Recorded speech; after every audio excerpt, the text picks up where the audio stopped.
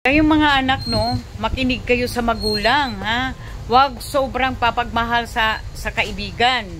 Mas unahin ang mahalin ang magulang. Iwasan yung mga kaibigan na palamura. Huwag kayong magkipagkaibigan sa palamura. Pipiliin nga yung magiging kaibigan eh. Oo, kasi pagka pumili ka na ang kaibigan mo ay magalawgaw, ikaw rin magiging ganun. Kung palamura ang kaibigan mo, magiging palamura ka rin someday. O kung ang kaibigan mo'y matigas ang ulo, magiging matigas rin ang ulo mo. So, pipiliin natin ang magiging kaibigan natin, ha? Yung mas maganda yung kaibigang mabait. Mabait at marespeto sa magulang, mabait sa magulang. Yun yung pipiliin mo. At yung wag din pumili sa mga kaibigan o schoolmate na hindi pala aral, mahilig magbulakbol, dahil mahahawaan ka niyan. Pipiliin nga ang magiging kaibigan eh.